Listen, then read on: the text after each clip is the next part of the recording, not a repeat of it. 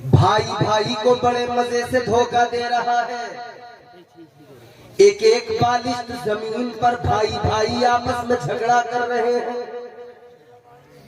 یہ اس معاشرے کی سچائی ہے. پڑوسی پڑوسی کے ساتھ میں دغا کر رہا ہے. حد ہو گئی. بیٹا باپ کے ساتھ وفادار نہیں, بیٹی ماں کے ساتھ وفادار نہیں.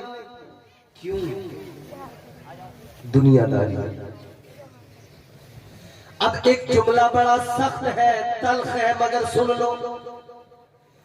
آج بیٹا باپ کے ساتھ وفا نہیں کر رہا. بیٹے نے باپ پہ ہاتھ اٹھا دیا, بیٹی ماں کو برا بھلا بولنے لگی. اولاد ماں باپ کے ساتھ وفادار نہیں.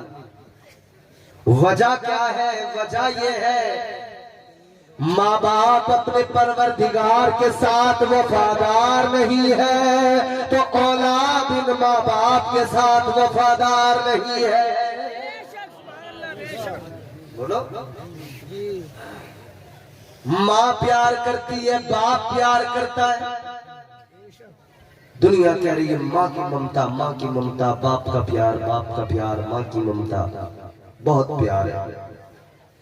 مگر کیا پیار کر سکتی ہے ماں؟ کتنا پیار کر سکتی ہے ماں جو پروردگار اپنے بندے کے ساتھ کرتا ہے؟ اللہ تعالیٰ تو 70 ماؤں سے زیادہ پیار کرتا ہے. ایک ماں کی ممتا, ایک ماں کا پیار یاد کر کر کے دنیا کہتی ہے ماں کے بڑے احسان ہیں, اس کا ادب کرو, اس کا احترام کرو. مگر یہ کوئی نہیں کہتا ایسی 70 ماؤں سے زیادہ وہ رب مہربان ہے, وہ پروردگار پیار کرتا ہے, لہذا اس کے ساتھ وفادار ہو جاؤ. جب ماں باپ اپنے رب کے ساتھ وفادار نہیں تو یہ اولاد سے توقع نہ رکھیں کہ ہماری اولاد ہماری محبت دیکھ کے ہم سے وفا کرے گی, جب تم رب کی محبت دیکھ کے اس سے وفا نہیں کر سکتے. رات دن مال حرام, مال حرام, مال حرام کی تمنا میں تجسس میں توڑنے والا پھر کہتا ہے شام سے سینہ ٹھوک کے میں مسلمان ہوں, میں مومن ہوں. رات دن چوراہوں پہ دوراہوں پہ کھڑا ہو کر جھوٹ بولنے والا, غیبتیں کرنے والا, چغلیاں کرنے والا سینہ ٹھوک کے کہتا ہے میں مسلمان. زیب نہیں دیتا, یا تو جھوٹ چھوڑ دو یا ڈرو اس دن کے عذاب سے جس کا وعدہ اللہ نے فرمایا.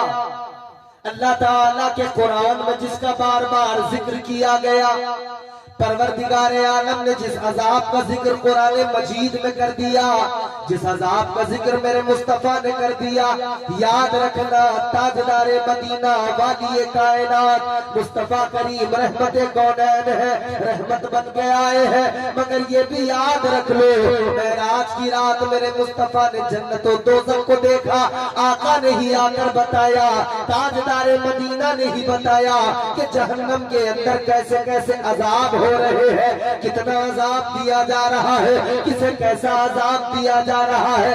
آج حالت یہ رات دن جھوٹ ہے. کام کاروبار کرنے والا اپنے کاروبار میں جھوٹ شامل کر دیتا ہے, جائز حلال کمائی کو حرام بنا لیتا ہے. ایک تاجر تجارت کرنے والا اپنی تجارت میں ذرا سا جھوٹ بول کر ساری محنت کو برباد کر لیتا ہے, اپنی ساری دولت کو حرام کا بنا لیتا ہے. ایک کسان جب زمین سے فصل پیدا کرتا ہے, فصل تیار ہو گئی, بڑی محنت کی, بڑی مشقت کی ہے فصل کو تیار کرنے میں, پھر فصل کو کاٹ لیا, اناج لے کر آ گیا, لیکن اس کو بیچتے ہوئے یا اس کے پورے پروسیس میں کہیں نہ کہیں کوئی نہ کوئی ایسا کام کر بیٹھتا ہے جس کی وجہ سے آنے والا اتنی محنت مشقت کا پیسہ حرام کی دولت میں تبدیل ہو جاتا ہے, یا اپنے مال کا, اپنی فصل کا عشر نہ نکال کر, عشر نہ دے کر اس ساری کی ساری محنت کو برباد کر لیتا ہے. اے میرے عزیزو یاد رکھنا اتنی محنت کرنے کے کے باوجود بھی،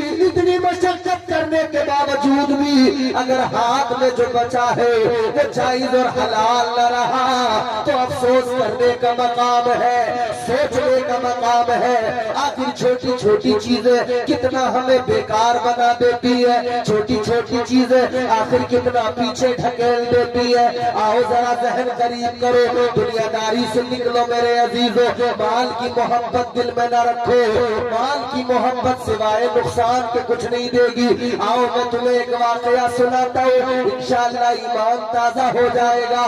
آپ ذرا سا دل لگا کے سنو اور پیار سے محبت سے بولو سبحان اللہ۔